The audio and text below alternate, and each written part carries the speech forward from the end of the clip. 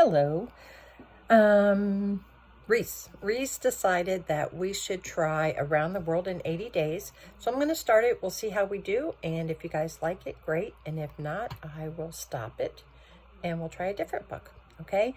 I got my copy from the Kindle, so it might be a little different from your copy if you're reading along in your own book, but hopefully you have a copy of it so you can look at pictures. All right, here we go.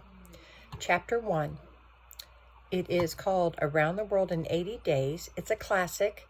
I think it's by Jules somebody. I don't remember who. Let me go back and look. Yep, Jules Verne. And I think it's been a long time since I read it, but I think it's decent. All right. Chapter 1, in which Phileas, Fogg, and Passepartout accept each other, the one as master, the other as man.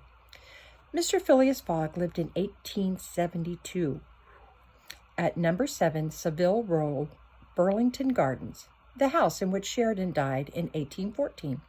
He was one of the most noticeable members of the Reform Club, though he seemed always to avoid attracting attention, an enigmatic personage about whom little was known, except that he was a polished man of the world. People said that he resembled Byron, at least that his head was Byronic, but he was a bearded, tranquil Byron, who might live on 1,000 years without growing old. Certainly an Englishman.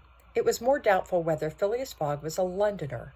He was never seen on 'Change, nor at the bank, nor in the counting rooms of the city. No ships ever came into London docks, of which he was the owner. He had no public employment. He had never been entered at any of the Inns of Court, either at the Temple, or Lincoln's Inn, or Gray's Inn, nor had his voice ever resounded in the Court of Chancery, or in the Exchequer, or the Queen's Bench, or the ecclesiastical courts. He certainly was not a manufacturer, nor was he a merchant or a gentleman farmer.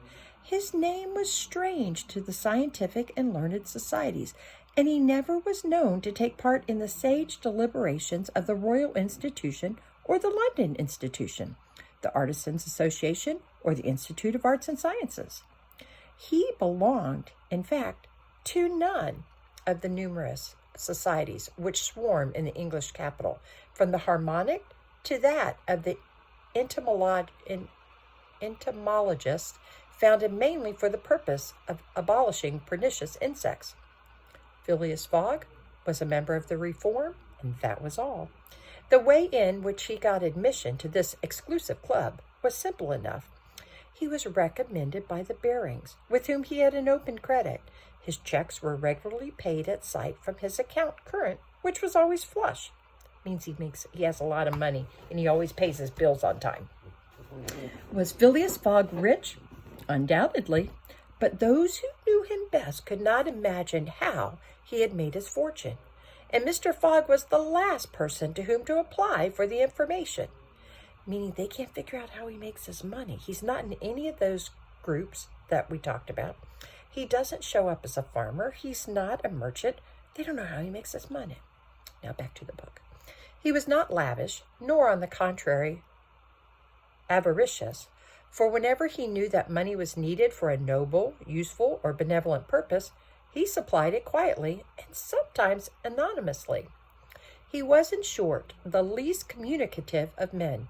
He talked very little, and seemed all the more mysterious for his taciturn manner.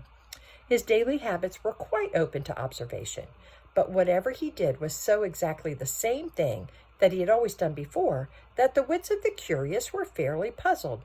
Had he traveled? It was likely, for no one seemed to know the world more familiarly. There was no spot so secluded that he did not appear to have an intimate acquaintance with. He often corrected, with a few clear words, the 1,000 conjectures advanced by members of the club as to lost and unheard of travelers, pointing out the true probabilities and seeming as if gifted with a sort of second sight. So often did events justify his predictions. He must have traveled everywhere, at least in the spirit.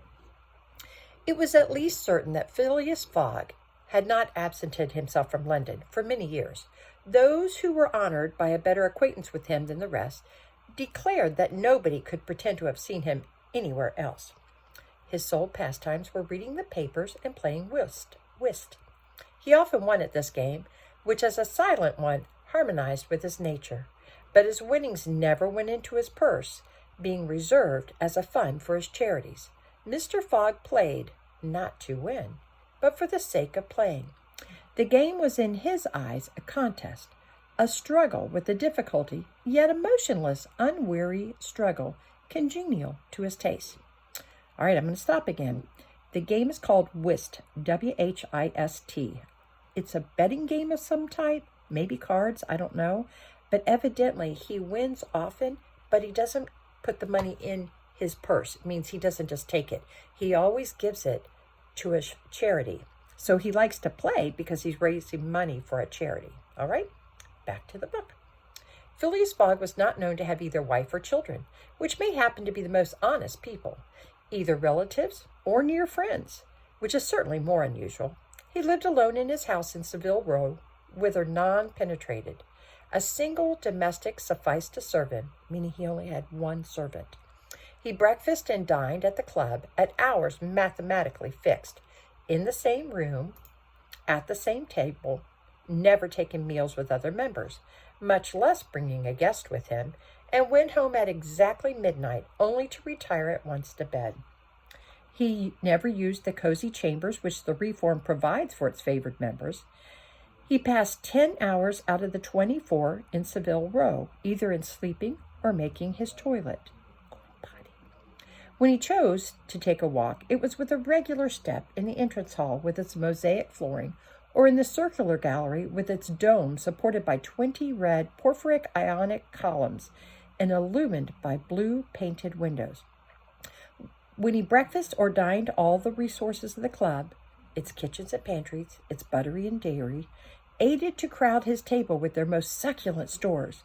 He was served by the gravest waiters in dress coats and shoes with swanskin soles, who proffered the viands in special porcelain, and on the first finest linen. Club decanters of a lost mold contained his sherry, his port, and his cinnamon spice claret, while his beverages were refreshingly cooled with ice, brought at great cost from the American lakes. If to live in this style is to be as eccentric, it must be confessed that there is something good in eccentricity.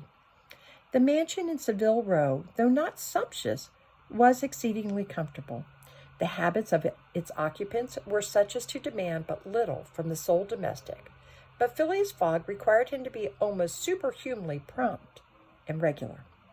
On this very 2nd of October, he had dismissed James Forster because that luckless youth had brought him shaving water at 84 degrees Fahrenheit instead of 86, and he was awaiting his successor, who was due at the house between 11 and half past. Do you understand what happened?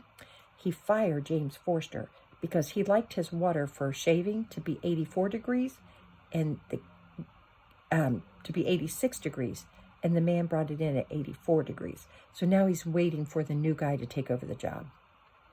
Phileas Fogg was seated squarely in his armchair, his feet close together with those of a grenadier on parade, his hands resting on his knees, his body straight, his head erect. He was steadily watching a complicated clock which indicated the hours, the minutes, the seconds, the days, the months, and the years. At exactly 11:30, Mr. Fogg would, according to his daily habit, quit Savile Row and repair to the Reform. A rap at this moment sounded on the door of the cozy apartment where Phileas Fogg was seated, and James Forster, the dismissed servant, appeared. "The new servant," said he. A young man of 30 advanced and bowed. "You are a Frenchman, I believe," asked Phileas Fogg, "and your name is John?" "Jean, if monsieur pleases," replied the newcomer. "Jean Passepartout, a surname which has clung to me because I have a natural aptness for going out of one business into another. I believe I'm honest, monsieur, but to be outspoken, I've had several trades. I've been an itinerant singer, a circus rider, when I used to vault like Leotard, and dance on a rope like Blondin. Then I got to be a professor of gymnastics, so as to make better use of my talents. And then I was a sergeant fireman at Paris, and assisted at many a big fire, but I quitted France 5 years ago, and wishing to taste the sweets of domestic life, took service as a valet here in England. Finding myself out of place, and hearing that Monsieur Phileas Fogg was the most exact and settled gentleman in the United Kingdom, I have come to Monsieur in the hopes of living with him a tranquil life, and forgetting even the name of Passepartout. Passepartout suits me, responded Mr. Fogg. You are well recommended to me. I hear a good report of you. You know my conditions? Yes, Monsieur. Good. What time is it? 22 minutes after 11, returned Passepartout, drawing an enormous silver watch from the depths of his pocket. You are too slow, said Mr. Fogg. Pardon me, Monsieur? It is impossible. You are 4 minutes too slow. No matter. It's enough to mention the error. Now, from this moment, 29 minutes after 11 a.m., this Wednesday, 2nd October, you are in my service. Phileas Fogg got up, took his hat in his left hand, put it on his head with an automatic motion, and went out without a word. Passepartout heard the street door shut once. It was his new master going out. He heard it shut again.